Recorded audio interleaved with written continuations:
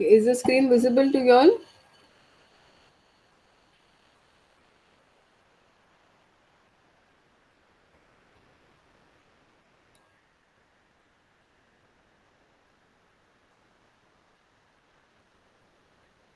Are you all able to see? Yes, ma'am. Okay. So, as I told you, we'll be discussing about typhoid fever today. Hmm? So, typhoid, we have heard about typhoid. All of you have heard about typhoid fever. Which organism? Typhoid. Which organism causes typhoid? Salmon. Yes, it is Salmonella typhi, which causes typhoid. Okay. And what are the symptoms? Has anybody come across, like anybody had typhoid? Do you all know? What are the symptoms? It is fever. It is fever. Generally starts with fever at a low temperature, then it raises high. Okay, fever which lasts for 2 or 3 weeks. Then it is diarrhea. Hmm? Then you have headache. You have sweating. There is vomiting. Hmm? Abdominal pain. All these are symptoms of fever with typhoid. Okay, caused by Salmonella typhi. Hmm? Have you have any idea typhoid fever? Anyone? Anyone suffered from typhoid? Okay, but still, these are the symptoms. It is fever, diarrhea, headache, vomiting. Okay, then you have abdominal pain also, chills, sweating. All these are general symptoms. The symptoms actually are they are common. But in this case, what happens? The person in the stool, he passes the Salmonella typhi organism. Okay, so that is how it spreads, and it spreads through water. It spreads through water, contaminated water. Hmm? Is due to symptomatic infection mainly by Salmonella typhi, and the disease is clinically characterized by it has continuous fever for 2 to 3 weeks. Okay, with involvement of lymphoid tissues and considerable other symptoms also. Hmm? It comes under enteric fever. This comes under enteric fever, includes both typhoid and paratyphoid fevers. Okay, the disease may occur sporadically, epidemically, and endemically. You understand sporadically and epidemically and endemically? What are the terms? Sporadic means what? Sporadic means what? Who will tell? John, what do you Don't understand know, by ma'am. okay. Sporadic means a few cases here and there. Hmm? Then epidemic. Epidemic. What we are going through now, this corona is what is it? What term they use for corona? Pandemic. Pandemic. Okay, so it is throughout. That is the term they use for corona. Now epidemic. Epidemic means what? Shirisha. Epidemic means it is widespread throughout in a community. Okay, it spreads completely in a community. Endemic means what? What do you understand by endemic? Hmm? Who will tell? Pranati is there, no? Pranati, what is endemic?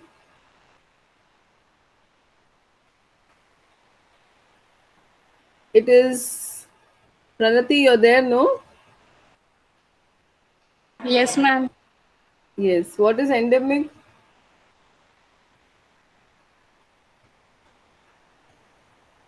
it is restricted to a particular place or particular type of people or particular group of people. Okay, so endemic means it is restricted to a particular group or particular region or particular place. Huh? That means endemic. Okay, and what we are going through is pandemic corona, which is spread throughout everywhere. So the major organism which causes is Salmonella typhi, causing enteric fever. This is the organism Bacilli. Okay, this is the structure, how it looks, and it belongs to the genus Salmonella, belongs to Enterobacteriaceae. One more organism which comes under Enterobacteriaceae. Who will tell? One more organism. You all have studied that. It's a common one which comes under the group Enterobacteriaceae and causes enteric fever. Which one is that?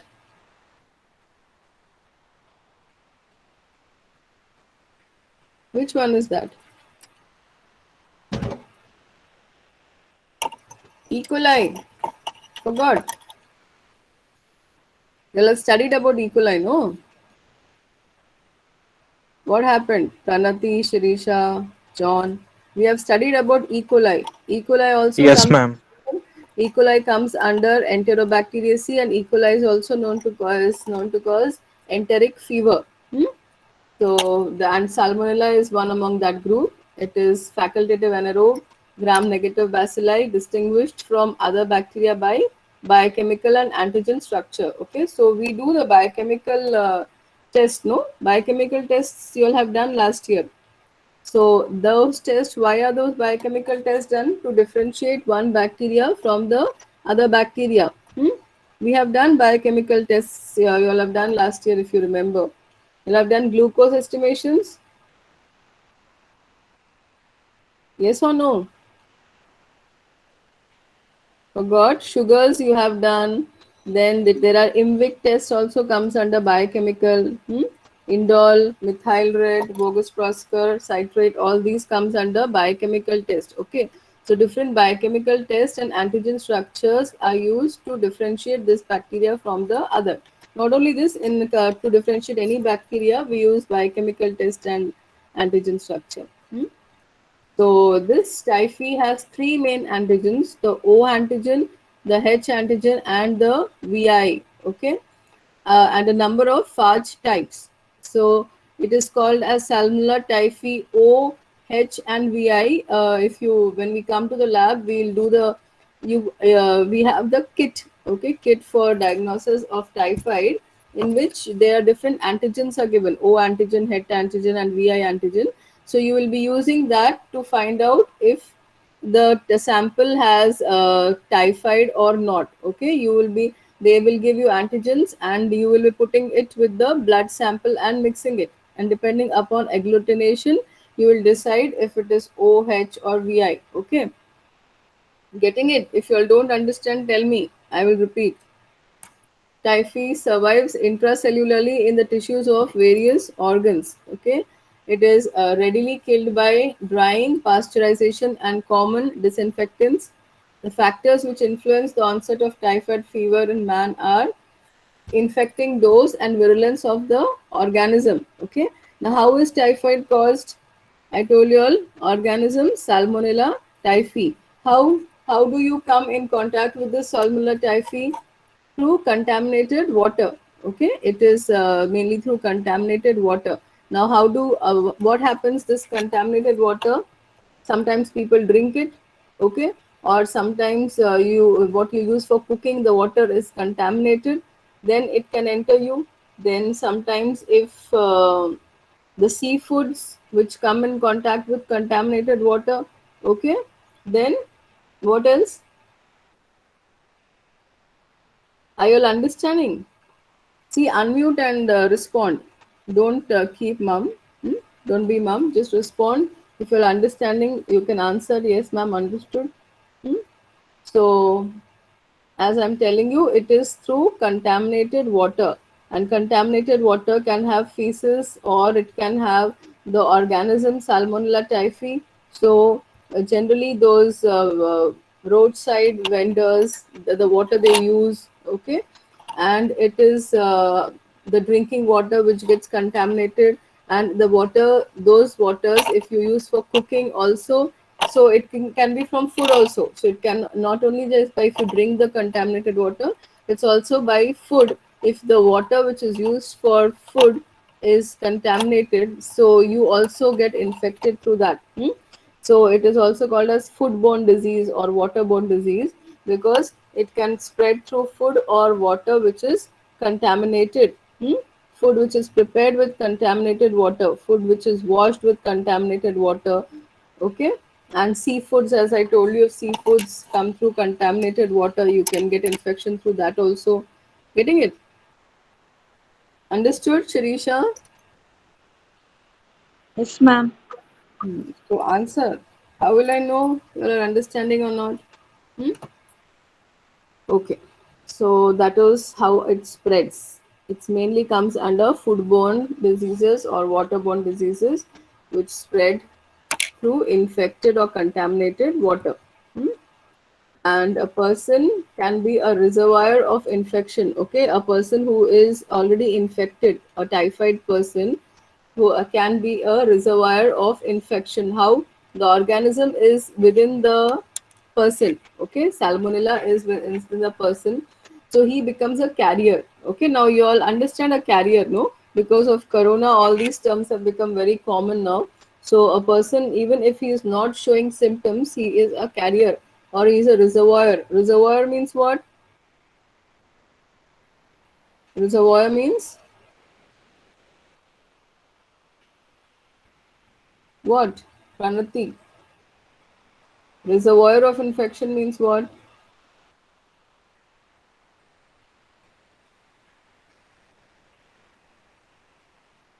Tell, anybody tell. What do you understand by reservoir of infection?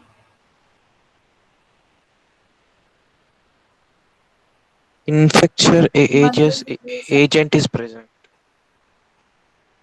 Is present in large numbers. Okay, it's present in large. Reservoir means what? A place where it has large amount of that. Like we say, water reservoir. We generally use the term water reservoir. No, you'll have heard this. Yes or no? Keep answering. You have heard water reservoir, no? Yes, ma'am. Hmm? So water reservoir means what? Where there is ample of water, like dams. Dams are called as water reservoirs because there's ample of water collected over there. So similarly, if a man is a reservoir of infection, man is a reservoir of infection means you can understand the number of organisms in him, and he is a carrier. Okay, so this person with typhoid, even if there is no fever, still he is a carrier of that organism. Okay, till when? Till the bacilli appears in stools or urine. Okay, till he is discharging the bacilli in stools or urine. So you might have recovered from typhoid. Okay, you might have recovered from typhoid. You don't show any symptoms now, but still you are a carrier. Same happens in corona, no? Yes or no? Answer, guy. What? Girls? Yes, ma'am. Only John is representing everybody. Girls No, ma'am. answer. Yes, ma'am. Who is there? Shirisha, Pranati, and who else is there? Shalini is there, no? Shalini, what happens in case of corona? They say 15 days of isolation. After that, that person is a carrier or not? Yes, What? ma'am. He is a carrier, no? That person is a carrier. He has recovered. That person has recovered. He's not showing symptoms anymore. But still, he carries the virus. He is a carrier, okay? Similarly, in this case, also in typhoid, also, or in case of any fever, even if the fever subsides and you recover, you for few days at least, you still are a carrier, okay? So here in this case, as long as the bacilli appears in stools or urine, okay, as long as you are still discharging bacilli in your stool and urine, you are still infectious. Okay. Now this stool and urine, if they get mixed with water, groundwater. Okay, groundwater, it gets contaminated. Okay, that is how it spreads through water, because stools and urines, if they get mixed with groundwater, they contaminate the groundwater. Okay, and also in this case, the infection spreads through contaminated toilets also. Okay, the infection spreads through contaminated toilets also. If the toilets still have a large amount of bacilli, okay, they can spread. So this infection is possible through contaminated toilets also. So the carriers may be temporary, incubatory, convalescent, or chronic. Okay, so the carriers can be for some time, that is temporary, or can be chronic for a long time also. Convalescent carriers excrete bacilli for 6 to 8 weeks, after which their numbers diminish rapidly by the end of 3 months. So you understand the range till when a person can be a carrier. Okay, in this case of typhoid, the fever is there for 2 to 3 weeks. But the person is carrier till 6 to 8 weeks. Okay, and slowly the number of organism diminishes means reduces. Okay, the number of organism diminishes rapidly by the end of third month. So imagine how long the person is a carrier. So even after he recovers, for almost 3 months the person is a carrier. So remember this when you come in contact with a person who suffered from typhoid. Okay, getting it, all of you? When we say convalescent carriers means they excrete bacilli for 6 to 8 weeks, although the fever lasts only for 2 to 3 weeks. Okay, Sai, you're there in the class. Yes, ma'am. Are you understanding? Yes, ma'am. Okay. Ma'am, So your first, voice is not clear. yes, ma'am. Everybody is able to hear. Okay. For me, Person. it's not clear, ma'am. Okay. You try to listen whatever you can. Person who Okay, ma'am. excretes bacilli for more than 1 year or after are called as chronic. Okay, so this is the difference between a temporary carrier and a chronic carrier. Chronic means which lasts for a long time, that is 1 year or so. So persons who excrete bacilli for more than a year are called as chronic carriers. And before this, what I explained to you was convalescent.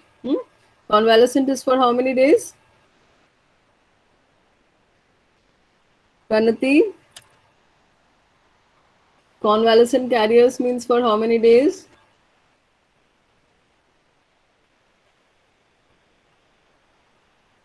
Pranati, you should answer. Say yes, ma'am, or no, ma'am, or Ma'am, repeat. ma'am. Tell, I will repeat. Convalescent means for how many weeks? I just now told, no? Shirisha, can you tell? 6 weeks, ma'am. Yeah, just now in the previous slide I showed Pranati, convalescent is for 6 to 8 weeks. Okay, listen carefully. That is what I'm saying. By the end of 3 months, the number of organisms reduces. Number of organisms where in the stool. Okay, here the stool is infectious. So this is convalescent 6 to 8 weeks, and chronic means more than 1 year. Okay, chronic means more than 1 year. More than 1 year, the person is excreting bacilli. Okay. Okay. So, in most chronic carriers, the bacilli exists in gallbladder and in the biliary tract. A chronic carrier may excrete the bacilli for several years, maybe as long as 50 years also. Okay. So, this is because the organism is there in the gallbladder and biliary tract. They can multiply also. They can multiply, and the person tends to keep excreting it. Okay. So this was actually, it came up from a case called Mary Typhoid, who gave infection to around 1,300 people. Hmm? She was an infected lady in those days. It was not much. The people were not much aware about typhoid. So one infected lady was there who used to deliver food. Okay, she used to deliver food. So wherever she was going, and she was infecting people. She was infecting all the people, and so they could make out that this one person is common in all the people who are suffering with typhoid, and they could find out that this lady is suffering from typhoid and she's spreading typhoid to everyone. Hmm? Is an example of chronic carrier. So there was a lady called Mary Typhoid, from where this name has come. Fecal carriers are more common than urinary carriers. Hmm? You understand? Fecal carriers are more common than urinary carriers. So it means that the organism is passed through feces more as compared to urine. Okay, the organism is more, it is excreted more through the feces as compared to urine. So this is about that lady, and then they imprisoned her because she was spreading the disease to everyone. Hmm? She was a cook and she used to deliver food. Okay. So the primary sources of infection are feces and urine. The secondary sources include contaminated water, food, fingers, and flies. Okay. So this organism is secreted through urine and feces, and then it contaminates water, and then the food which is used, the water which is used to cook the food. So the food also gets contaminated. Then the fingers, hands, okay, they are also contaminated, and the flies, of course, they transfer the infection from one place to another, as you all know. So flies will contaminate food, and they will contaminate, and they will carry the organism from one food to another food. So flies are the source of contamination also. Hmm? May occur at any age. Males are more affected as compared to females. Okay. Immunity, all ages are susceptible to infection. Hmm? Contributes to resistance to the bacilli are gastric acidity and local intestinal immunity. Okay, so mainly it should be the resistance to the bacilli are gastric acidity. So if the acidity of the gastric acidity is more, the bacilli cannot survive. Okay, and local intestinal immunity. So these two things are the factors which contribute to the resistance to the bacilli. Okay, if your gastric acidity is more and if the local intestinal immunity is more, so the bacilli cannot survive. And environmental factors include enteric fevers are observed throughout the year. The peak is during July and September. Why July, September? Can anybody tell? Why is it July, September? Rainy season. Yeah, very good. It is rainy season, and rainy season waterborne diseases are bound to spread because the rainwater and the sewage water, okay, drinking water, there are chances of groundwater getting mixed with all these things, and groundwater is polluted then, which results in infections everywhere, infections and fever everywhere because of contaminated water everywhere. Okay, the water gets mixed and spreads everywhere, contaminating all the water around. Vegetables grown in sewage, farmlands, or washed in contaminated water. Okay, as I told you all, if you're using uh, water to wash the food, vegetables or fruits, and that water is contaminated, so obviously your fruit or vegetable also gets contaminated. Okay, whichever water you're using, you generally use the tap water for washing vegetables and fruits, no? So if that water is contaminated with salmonella, it will contaminate your food, vegetables, and fruits also. Hmm? And also somewhere, sometimes near the farm, you have sewage area. The sewage water gets mixed with the farm groundwater, and then these vegetables tend to grow in sewage water. You understanding what I'm telling? Are you all understanding? Sai,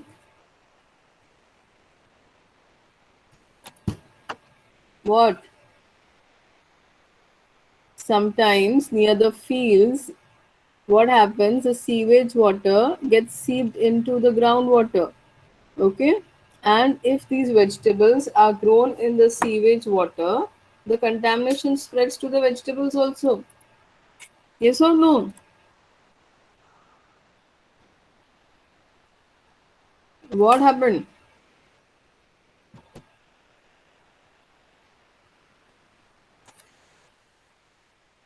Why don't you all answer?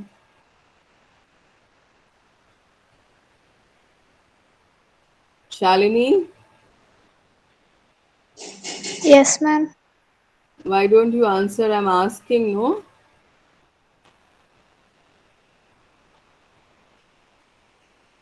What happened? Shirisha, Satish is also there, no? Dinakaran. Are you all understanding? Satish, did you understand till here?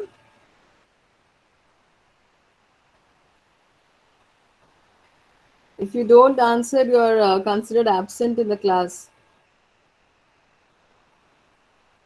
Satish, Dinakaran.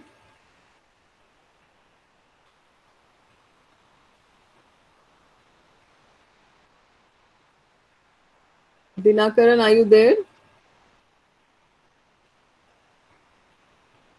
Dinakaran, say yes or say no. Hmm? Pranati, are you understanding? Yes, ma'am. So you should answer no.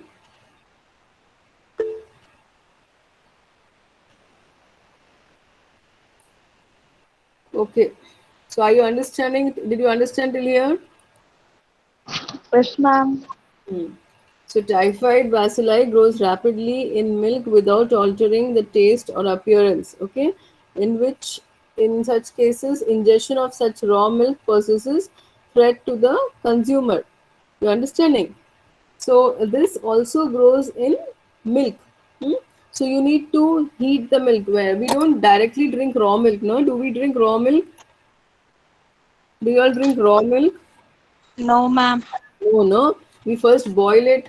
Okay, we boil it to a temperature where we expect the organisms which are not good for you, they are killed. Okay.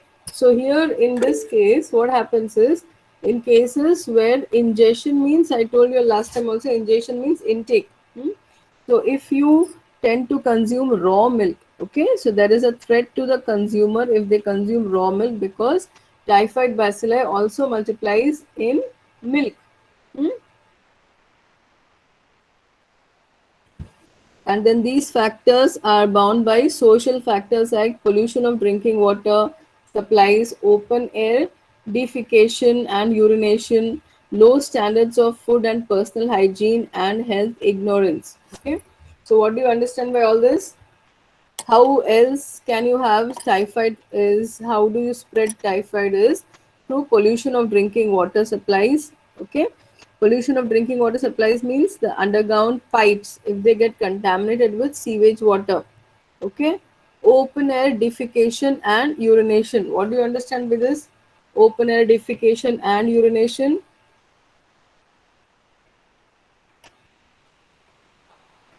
Open air defecation and urination means what? Shalini.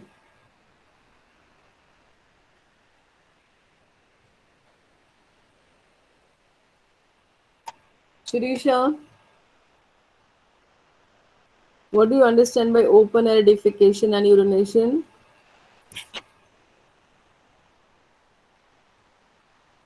Tell fast. If you don't know, you tell ma'am, tell. That's it. Complete silence means what? You all are there, you all are not there. Open air defecation means in villages and all, they don't have the toilet facility everywhere, no? Yes or no? So what do they do? The urination and fecation is done in open air. Okay. Yes or no? In villages, what do they do? There is no toilet facility everywhere, no? So generally people come out in open air for urination and fecation. So that is why, that is how it spreads. Okay, the contamination or the organism spreads through open air defecation and urination, and low standards of food and personal hygiene and health ignorance. Okay, so mostly in places which are underdeveloped, okay, underdeveloped places and rural places where there is no proper development and hygiene is not maintained, in those areas you can find that this organism spreads more as compared to the developed regions or countries also. May be regarded as an index of general sanitation in any country. Okay, what do you understand by this? So typhoid fever is considered as an index of general sanitation in a country. Means what?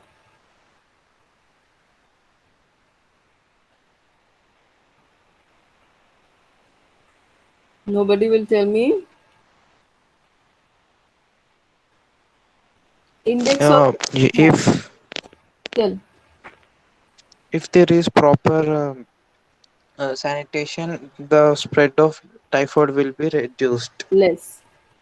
So, depending upon the number of typhoid cases, it is considered as an index. Means what? On the basis of what you calculate.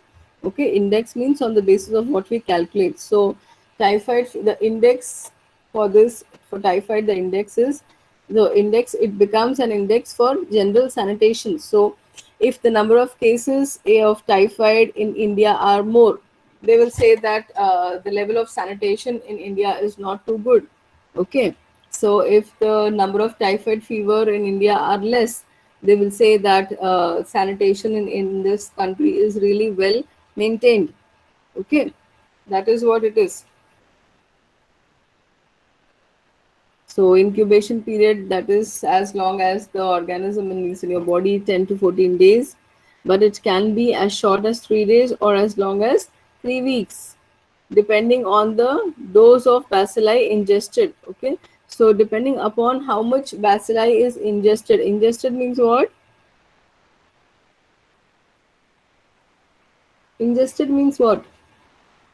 Through intake of food. Intake. So depending upon how much bacilli you have taken in, dose of bacilli means depending upon how much bacilli you have taken, it is the incubation of that organism within you. Okay, so it can be as short as 3 days if the number of bacilli count which you have taken is less. It can be as short as 3 days, or it can be as long as 3 weeks if the amount of bacilli which has entered your body is more. Okay, through contaminated food or through contaminated water, whatever is the amount of bacilli which has entered your body, that depends upon how long your fever is going to last. Okay, 3 days, or it can go to 3 weeks also. Okay, mode of transmission via fecal oral route or urine oral routes. This may take place directly through soiled hands contaminated with feces or urine of cases or carriers. Okay, so you understand? Directly through soiled hands. Soiled hands means what? Your hand is in soil. Does it mean your hand is in soil?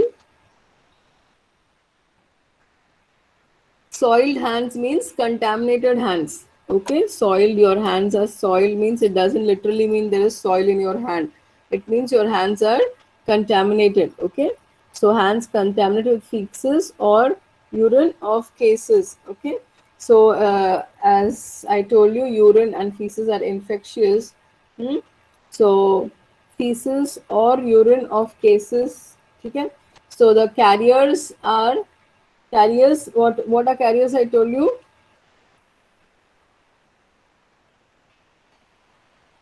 What are carriers?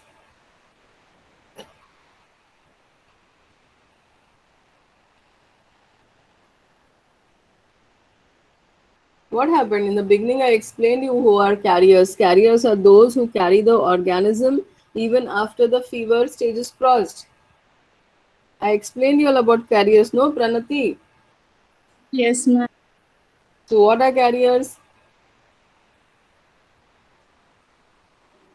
people who are affected with any virus and they are cured, but they carry that virus after Yes. the completion of the infection. So even after the fever is gone, even after they recover, they are still carriers of the organism. Okay, it's not only virus; it can be fungus, it can be bacteria, it can be anything. So even after you recover, you have recovered because your body has produced antibodies against it. Okay, why is it that you have recovered and others have not recovered? Because it is because of the development of antibodies within your body. Okay, so those after you develop antibodies against within your body recovers. Okay, your body recovers and you become a carrier means you can spread that organism to anybody anytime. Hmm? And this can be by indirectly by ingestion. Ingestion means if you consume water, milk, food, or through flies. Okay, through flies, what?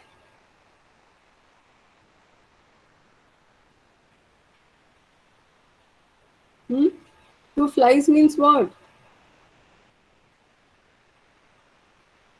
Tell what happened, John. Infecting through the flies.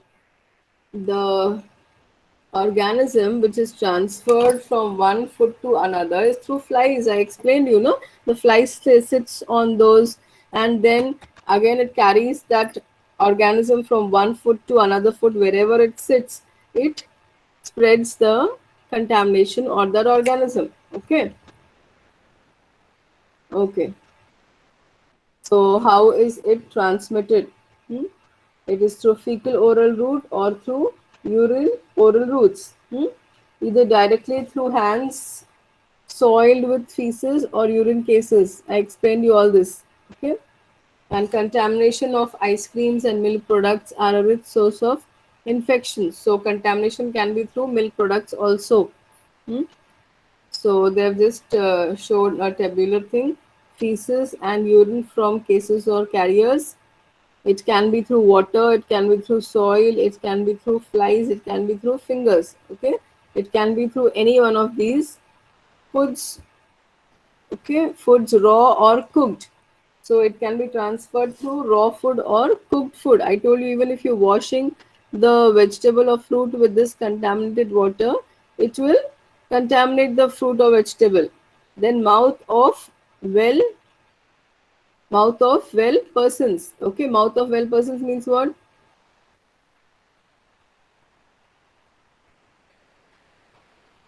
What? Your mouth is also a source of infection, no? You know that your mouth is a source of infection because you carry n number of organisms in your mouth. Okay. So the onset is insidious, but in children may be abrupt with chills and high fever. So in children, it can start abruptly with high fever or chills or diarrhea. So all these can be the symptoms in children. So during the prodromal stage, there is a malaise, headache, cough, and sore throat, often with abdominal pain and constipation. The fever ascends in step ladder fashion. Okay, so in initial stages, the patient can have malaise, headache, cough, and sore throat. This can be with along with abdominal pain and constipation also. Hmm? Okay. So after about so as I told you, in this case the fever lasts for 2 to 3 weeks. Okay. So after about 7 to 10 days, the fever reaches a plateau and the patient looks toxic, appearing exhausted and often prostrated. Okay. So after 7 to 10 days, after it reaches a peak of 7 to 10 days, there is a plateau when the patient looks toxic, appearing exhausted. Hmm? So there may be marked constipation, especially in the early stages of pea soup diarrhea. Hmm? So that is diarrhea, which will be like a pea soup. Hmm? That is what they call. So there is a marked abdominal distension. There is leukopenia, and blood, urine, and stool culture is positive for salmonella. Okay, so they will do the blood test, the urine test, and the stool culture. which gives you positive for salmonella. Okay, it will show the presence of salmonella in blood, urine, and stool sample also.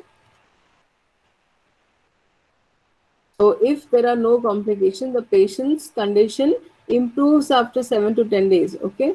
So generally it will improve after 7 to 10 days if it is a healthy individual who is infected. Healthy individual who is infected will recover in 7 to 10 days. However, relapse may occur after 2 weeks. Okay. So after this, there can be relapse also. Relapse means what? Relapse means what, John?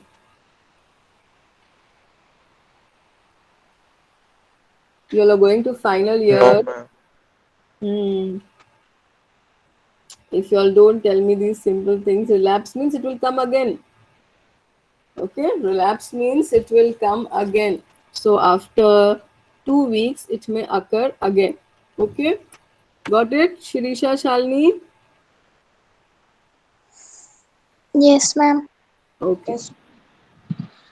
So during the early phases, physical findings are like what will have physical appearance, you know, how it will look like abdominal distension and tenderness, relative bradycardia, dicrotic pulse, and occasionally meniscus appear. This is I'll show you a picture how it looks like. The rash commonly appears during the second week of the disease. Okay, so if there's fever and there's no other symptoms, after this, after the second week, there will be these kind of spots on the abdomen. The individual spot found principally on the trunk is a pink papule, 2 to 3 mm in diameter, that fades on pressure. It disappears in 3 to 4 days. Okay, so it is this kind of rashes over the back and over the abdomen. You get these kind of rashes. Got it, all of you? You'll have seen the image. What? Yes, ma'am. So you will get these, you'll get fever, and after a few days there will be this kind of rashes on the back and the abdomen. Okay. Okay, we'll take a break, 5 minutes. Is it okay?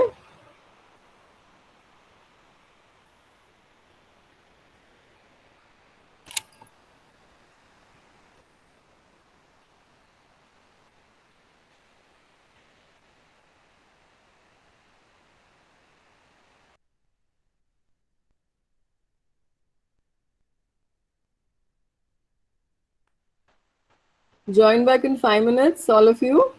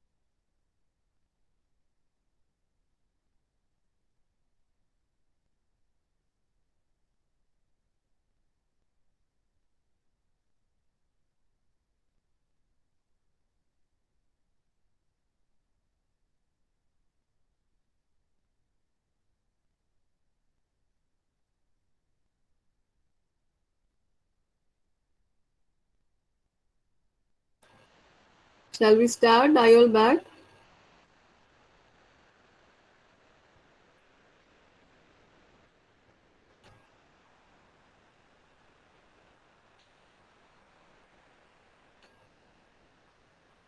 Moses, are you there? John? Yes, ma'am. Pranati, Shirisha? Yes, ma'am.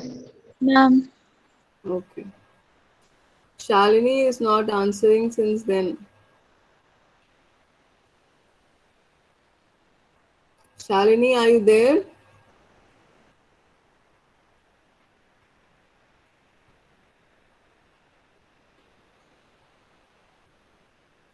Shalini?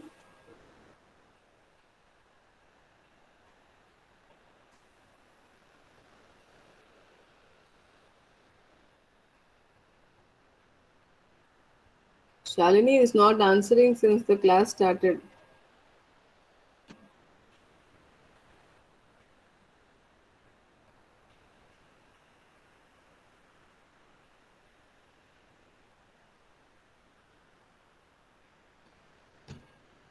Okay.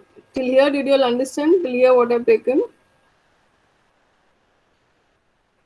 Did you all understand about typhoid, whatever I've taken till here? Yes, ma'am. Okay.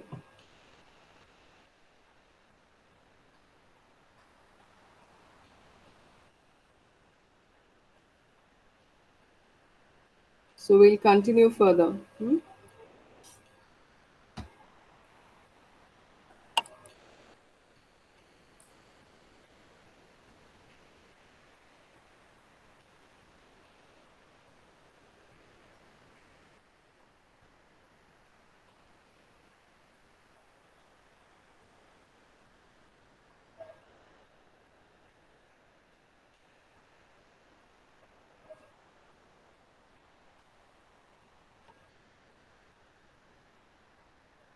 You all can see the screen, no? I was showing you the spots over here. How does it occur, these spots over the body?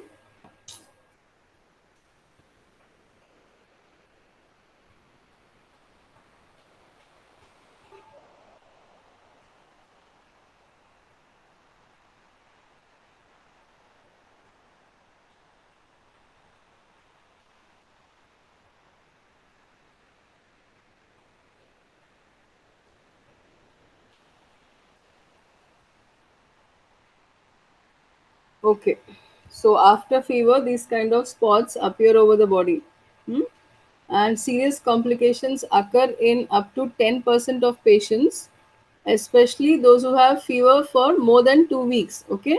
So if there is fever for more than 2 weeks, they tend to show it becomes a serious complications. Okay. Okay. So, intestinal hemorrhage or by a sudden drop in temperature and signs of shock, okay, followed by blood in the stool. Okay, so in some cases, what happens, there is blood also occurs in the stool. Intestinal perforation is most likely to occur during the third week. Okay. Then how do we do diagnosis? Diagnosis, how do we find out this? Through microbiological procedures. Hmm? Definite diagnosis of typhoid fever depends upon the isolation of bacilli from blood, bone marrow, or stools. So you have to culture and find out the organism. Okay, you need to do culturing of stool sample or blood or urine sample and find out if salmonella is present in these samples. Blood culture is the mainstay of diagnosis of this disease. Okay, and there is a test, okay, serological test. Vidal test measures agglutinating antibody levels against O and H antigens. Okay, so serological test means what? I've explained you before this also. Serological means what? Vidal test, have you all heard? Did you hear about the Vidal test? No. Okay. So it is an agglutination test. Agglutination, do you know? Agglutination, do you understand? Clumps are formed. Okay. What happens is serological means where you use the serum sample. Okay. You use it involves the use of antigen and antibodies. Okay. So what happens? Serological means that those tests based on antigen antibody reactions. Okay. So you will be checking the antibody levels in the blood against the O and the H antigens. Okay. So they give a kit. It is for lab diagnosis. When you come to lab, I'll show you all. There is a Vidal test kit which is used for diagnosis of typhoid. Okay. In that kit, what do they give? They give the O and the H antigens of Salmonella typhi. Now, what is the O antigen? What is the H antigen? The O antigen is responsible is represents the surface antigens of the bacteria. Okay, the O represents the surface antigens of the bacteria, whereas the H represents the flagellar antigens of the bacteria. Are you all understanding? Shirisha, Pranati, Yes, please ma'am. answer. See, if I Yes, am ma'am. just talking and y'all don't understand, it will be of no use. Okay, I just cannot keep talking, no. If you all don't understand, what is the use? So only if you answer I will know you all are understanding or not, because it's not a classroom, you all are not in front of me. You have to constantly answer, either say yes ma'am or say no ma'am, so that I know you all are understanding or not. I cannot just keep talking without you all responding, no. So please answer. Are you getting it? What is O and what is H? Yes, ma'am. What is O Surface antigen, ma'am. and H? Flagellar antigen. Flagellar antigen of what?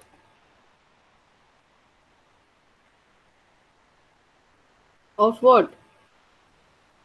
Of the bacteria. Which bacteria we're talking here? Answer. Which bacteria we are? Salmonella typhi. Typhi. Okay. So we are discussing Salmonella typhi, and what are we doing here? We are doing laboratory diagnosis. Okay, so you have to find out if that patient is suffering for Salmonella typhi or not. So first, what you do, microbiological means what? Culturing. Hmm? So you will culture either blood sample or stool sample or urine sample. Hmm? Generally blood culturing is done. Okay, so you can grow and check if typhoid is present or not. That is one method. Next, what do? You do the serological test. What do you understand by serological? I just now told you. Serological means it involves what? Pranati.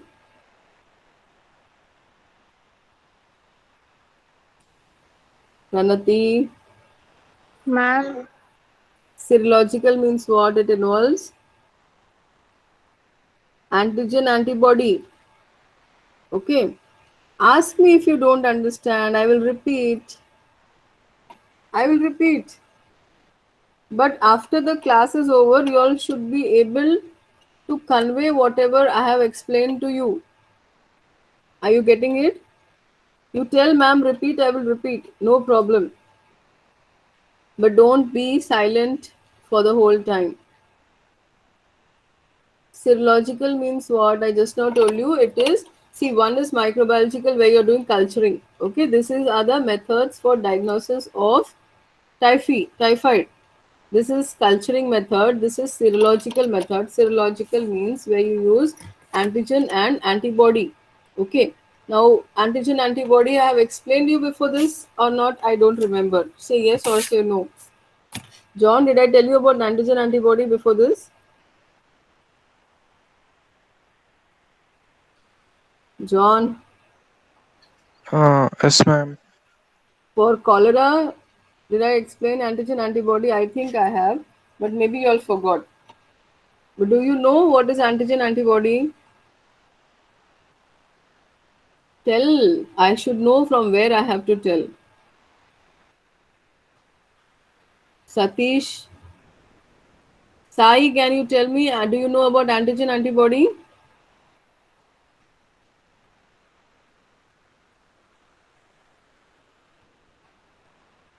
Pranati, Shirisha, anybody has to reply, please. Yes, ma'am. Do you know about antigen antibody? Yes, ma'am. They are present in your blood. Okay, it is in your serum. Antigen antibody, antibody comes against the infection. Yes or no? Your immune system develops antibodies.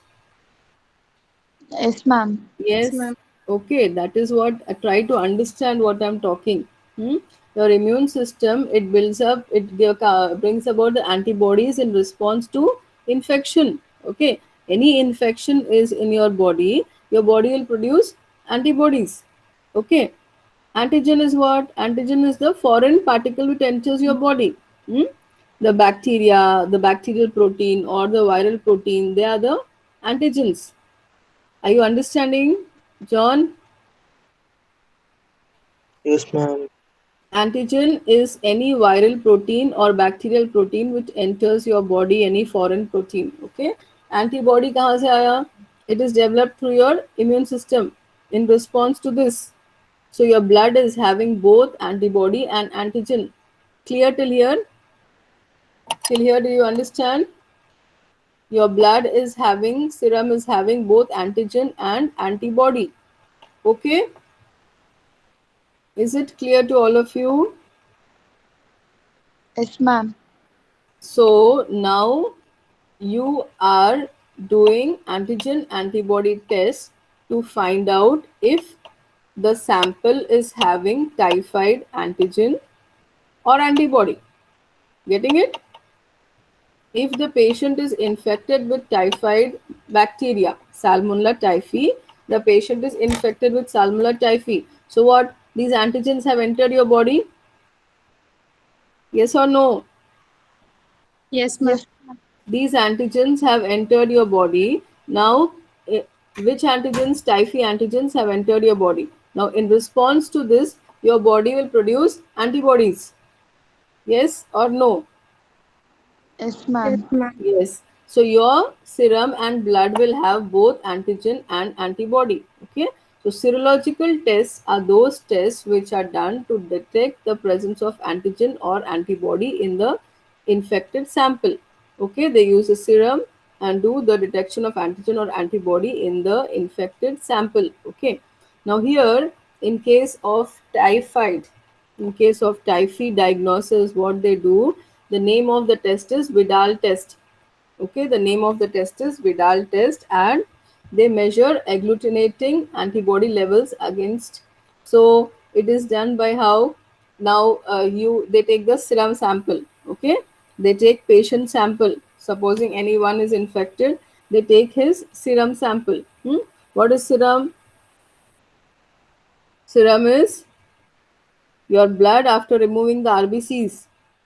Okay, serum is your blood after removing the RBCs.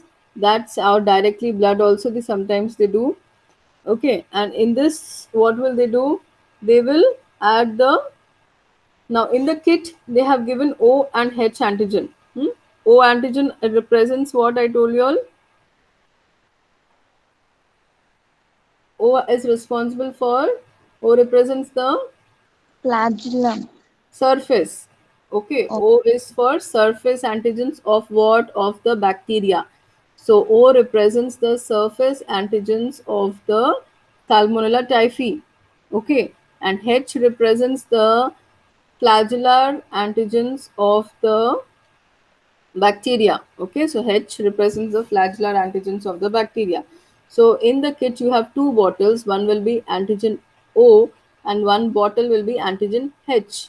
Okay, now what do? You take the blood, there will be a slide. On the slide you put your blood sample or serum sample, and then you put this, two bottles are there, one is O antigen, one is H antigen. You'll put few drops of, two drops of blood, supposing you have taken, or serum, you put a drop of O antigen in one and in one for H antigen, and you will see for agglutination. Agglutination means what? Clumping. Okay, if there is antigen present, It will form clumps. Okay, I have explained this before, like enzyme substrate reactions. You have studied enzyme substrate reactions. Yes, all of you have studied. So you have studied the lock and key model. So what do you see? It gets fixed, no? Yes or no? Lock and key model, Yes, how ma'am. is it? It gets fixed. Yes. Yes, So ma'am. in this case, what happens if you have taken the O antigen and the H antigen? There are two circles, okay? One is for O, one is for H, and in both you have added the blood sample and the sample from the kit. Now, if the blood sample is having antibodies, O antibodies, okay, it will form clumping. Okay, if it has the antibodies in your blood, it will form clumping, and such kind of clumps will be seen. That is called as agglutination. And if it has H antigens, you will see clumping in the H circle. Okay, so what does it show? Positive test or negative test? Positive test. Positive test. Okay, who said that? Shirisha? Yes, ma'am. Hmm. So try to understand what I'm telling you. So if the patient sample is typhoid sample, okay, if it is not typhoid sample, if it is a normal human being, what will happen? It will not have O and H antibodies, no? His blood will not produce, no? Will a normal person produce O and H antibodies? Hmm? John? No, ma'am. No, because he is not infected. So how will he produce? How will your body produce O and H antibodies? Only an infected person will have O and H antibodies. Okay. So the clumping agglutination will only be seen in an infected person. It will be only seen in an infected person. Okay. So agglutination and clumping means positive test. Why agglutination was there? Because there was binding of antigen and antibody. Like enzyme substrate forms a lock and key model. There is a binding. Similarly, antigen antibody. Okay, O antigen will bind to O antibody. H antigen will bind to H antibody. It will not do crisscross. Okay, in specific, they are very specific reactions. So O antigen will only bind to the O antibody, and H antigen will only bind to the H antigen. So they are called as very specific reactions, and they form clumping. Okay, so only in a typhoid patient this clumping is possible. Yes or no? Pranati, Yes, ma'am. this clumping or agglutination will be there only in typhoid patient, no, or normal individual also? Only typhoid patient. Only typhoid patients. So when on the slide you see agglutination, you will say positive test. It means what? The patient has typhoid antibodies. The patient is infected with typhoid. Okay. So usually O antibodies appear on 6th or 8th day. Okay, the O antibodies appear on 6th and 8th day, and the H antibodies they appear on 10th or 12th after the onset of the disease. Okay, so when you do the test on the 6th or 8th day, you will see clumping in the O circle. If you're doing the test on 10th or 12th day, you will see clumping in both O and H. Okay, the O antibodies will already be there, and the H are produced after 10 to 12 days. So there will be clumping in both O and H. Getting it? All of you, did you understand? Dinakaran, are you there in the class? Dinakaran, Satish and Dinakaran, are you there in the class? Sai, Sai is not there. If you don't answer, I will consider absent. Present only three I will write: Shirisha, Pranati, and John. Remaining all I will put absent only. I will give only these three names as present: Shirisha, Pranati, and John. Dinakaran is not answering. Satish is not answering. And Shalini also not answering. You don't even say yes, ma'am, or no, ma'am. Huh? At least if you say yes, ma'am, I understand you're there in the class. Okay. So this is about all what I have explained you. Hmm? And there are a few new tests also, the ideal Tubex test and the lipopolysaccharide test. Hmm? So they can detect IgM antibodies in samples. Okay, these are used to detect the antigen IgM levels and antigen and the staining of bound antibodies by IgM antibody.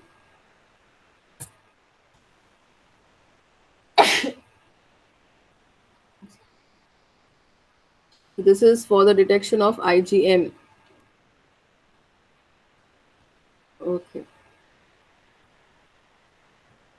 So during the first 2-3 weeks, they do blood culture, then the urine culture, then Vidal test can be done from the first week to the 6th, 7th week. Then feces culture also is done. Okay.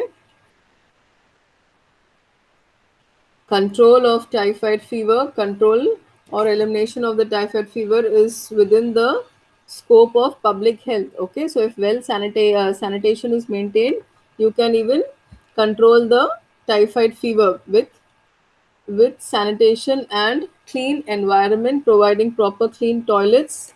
Okay, so these are all the ways how you can, and maintaining sewage and stopping the contamination with sewage water. Hmm? So all these can be done, like control of reservoirs, control of sanitation and immunization. All these things can be done for defense against typhoid fever. The usual methods of control are identification, isolation, treatment, and disinfection. Okay, so if you can identify the disease, then isolation, treatment, and disinfection. Then early diagnosis. Okay, in any disease, early diagnosis is very important. So what happens if you are early diagnosed, the treatment starts earlier. Okay, you can start with the treatment earlier, and culture of blood and stools are important investigations in the diagnosis of cases. Okay, so you understand, no? Early diagnosis means even in case of corona, if you don't diagnose within first week and treatment doesn't start within first week, the second week the virus starts multiplying very fast and it affects your lungs badly. Okay, so and same happens in case of any bacteria. In the first initial stages, if you diagnose and if you start giving the treatment, that is antibiotics, if they are started immediately, they prevent from multiplication, they stop the bacteria from multiplying. Okay, so this is how they can you can you can do treatment. Okay, the treatment can be started sooner so that the person is saved. So you can do blood culturing or stool culturing in this case. Then isolation. Since typhoid is infectious disease, the cases are to be transferred to hospital. What will happen if you keep those people at home? What will happen? Typhoid patients, if kept at home, Spread easily, ma'am. spread easily because of toilets. Hmm?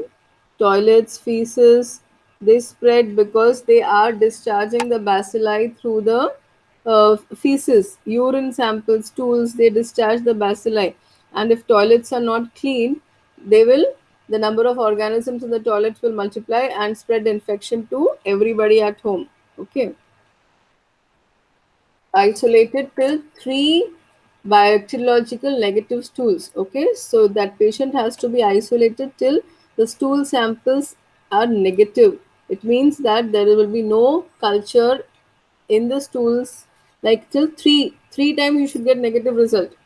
Now here also you are doing a test repeatedly, you get positive, you get negative, but in this case, till you get 3 tests negative, the patient has to be isolated. Okay, so there is a treatment. Fluoroquinones are widely regarded as drug for typhoid fever. Hmm? This antibiotic fluoroquinones. It is used for treating typhoid fever.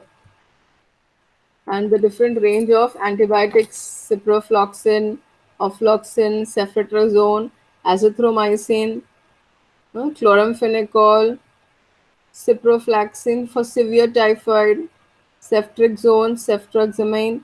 So these are all the antibiotics which are used for treatment of typhoid fever. Hmm?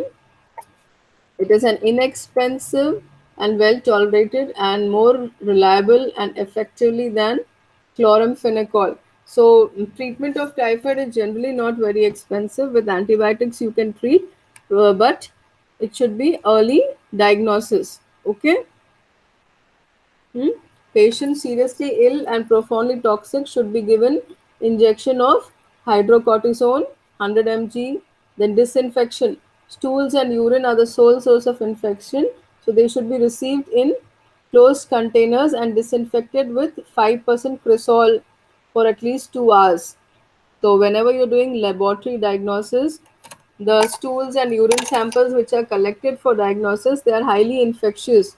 Okay, so those should be taken in closed containers and should be disinfected with 5% cresol for at least 2 hours. So you have to add 5% cresol and leave it for 2 hours. Okay, so this is all about typhoid. Hmm? Soiled clothes, linen should be soaked in solution of 2% chlorine and be stream sterilized. Doctors and nurses should disinfect their hands. You understand? Soiled clothes and linen. What do you understand by this? Soiled clothes and linen should be soaked in a solution 2% chlorine. I explained you what is soiled. Soiled means what? I explained you in the beginning. Contaminated cloth, ma'am. Contaminated. Very good. Okay, so the patient's clothes. Okay, the patient's clothes and linen means the beds, bed sheets, whatever he is using should be soaked in a solution of 2% chlorine and should be sterilized separately because the patient is discharging the organism, so they are contaminated clothes and linens, so they should be soaked in a solution of 2% chlorine before you wash it and all. Hmm? And similarly, doctors and nurses should disinfect their hands frequently. Okay. Examination of stools and urine should be done for 3 to 4 months after discharge and again 12 months to prevent development of a carrier state. So you shouldn't become a carrier. Okay, so that is why repeated follow-up tests should be done. So after 3-4 months again you should check, and again 12 months again you should check, so that you, even if you are not showing any symptoms, you should not become a carrier. Okay, so do you understand everything about typhoid today? Yes, ma'am. Everything is clear? Can Yes, anybody ma'am. tell me?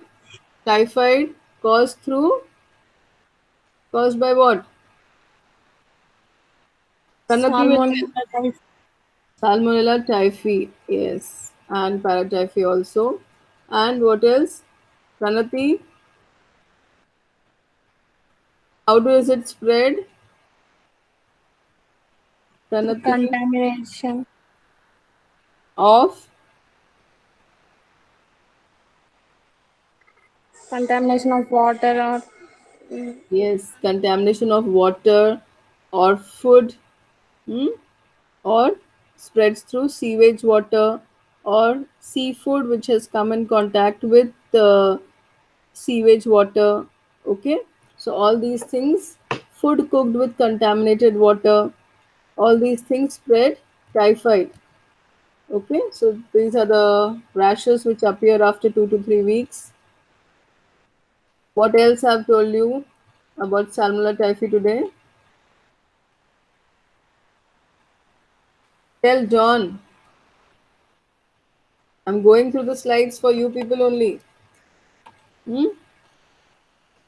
Transferred through fecal oral route. Transmitted via Hmm. fecal oral or urine Urine oral oral routine routes. Okay, routes, and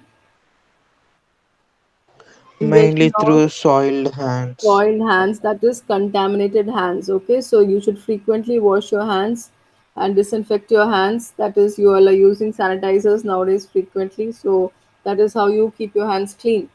And through ingestion of contaminated water, milk, food, and also flies, which transfer the infection from one food to another. Okay, then what else? Hmm?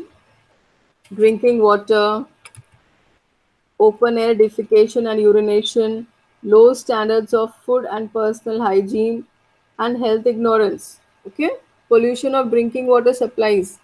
I explained all this to you. Open air defecation and urination. Open air defecation where it happens in villages where they don't have proper toilet facilities. People come out in open air for defecation and urination. So here there are chances that the bacteria spreads because of open air defecation. There is no proper sanitation, no proper toilet facilities. Okay. Then they grow rapidly in milk without altering the taste. So, if you consume the milk which is raw without heating or boiling it, there are chances that you take the bacteria through raw milk also. Okay, raw milk also gets contaminated due to handling. You will think from in raw milk, how do you get? Because of handling, the cowboy or the milkman, whoever does the handling of milk, if his hands are contaminated, obviously that milk also will get contaminated. Okay, and they this typhi bacilli, they grow rapidly in milk. And if you drink raw milk, there is a threat of consuming this bacteria. So we generally boil the milk before drinking. Yes or no? What do you all understand? Yes, ma'am. Then I told you about vegetables which are grown in sewage farmlands or washed or with contaminated water.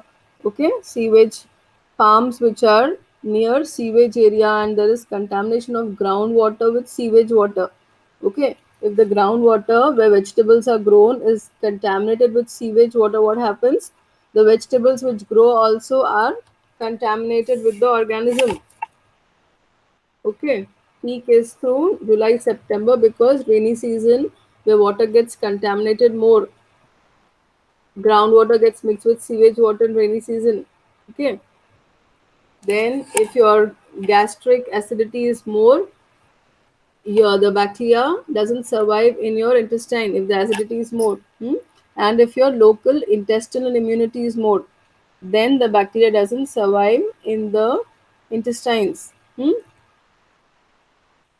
Okay, clear everything about typhoid. Then how do you diagnosis? Diagnosis, how do you do? Sanati, diagnosis of typhoid, how do we do? Vital test. And vital test and what?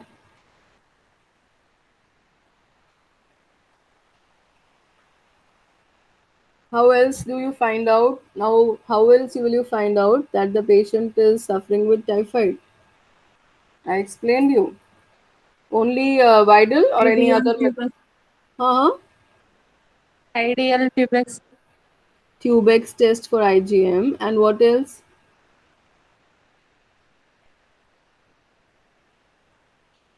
Only these two. How else can you find out the organism?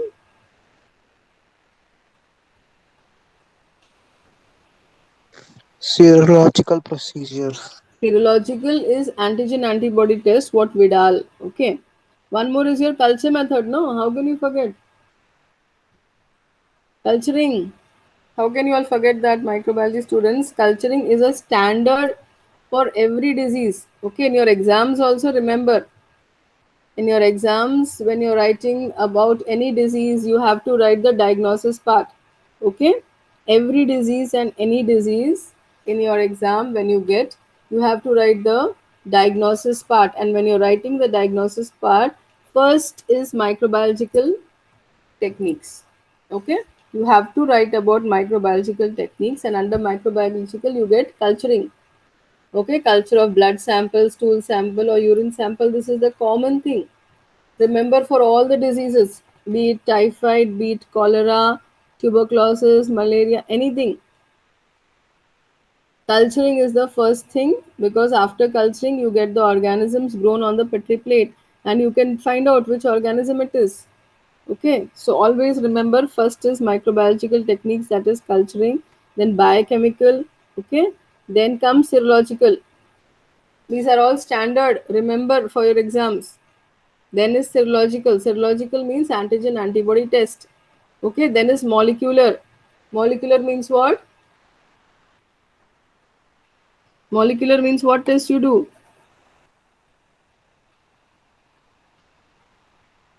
Tell Shirisha. Molecular means what?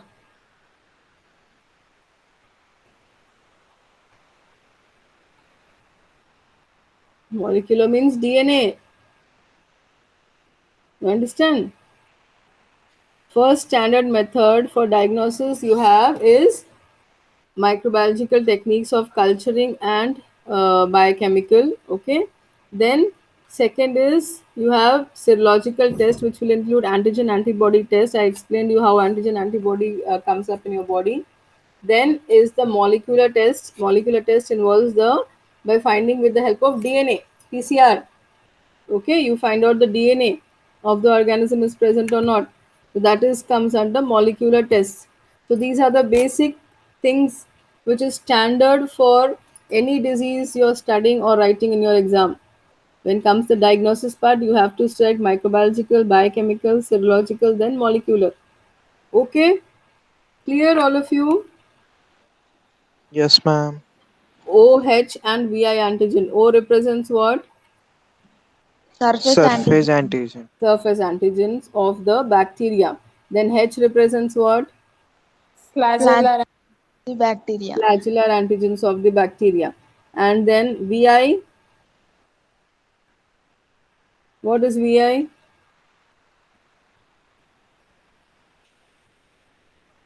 What is VI? Hmm? VI stands for the capsular polysaccharide. Okay, it is responsible for the, it is the, represents the capsular polysaccharide of the bacteria. Okay, VI stands for capsular. Okay, so I hope everything is clear about typhoid, and you will remember and not forget. It comes under enteric fever. Hmm? Okay. I hope everything is clear to you all about typhoid. Any doubts? Any doubts?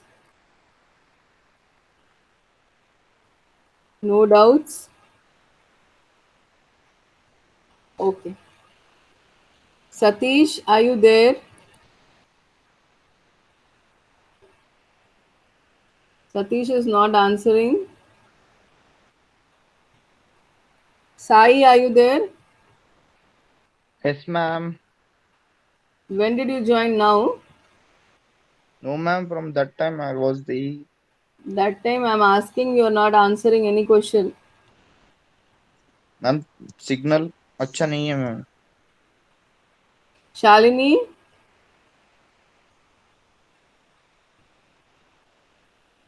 if you all don't answer, I consider you're absent. Dinakaran,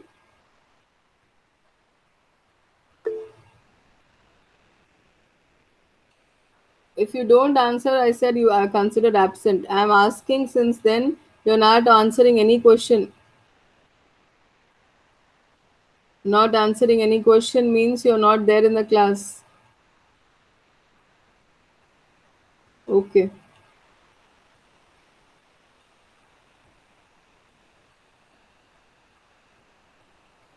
I hope everything is clear about typhoid. John? Yes, ma'am. Okay.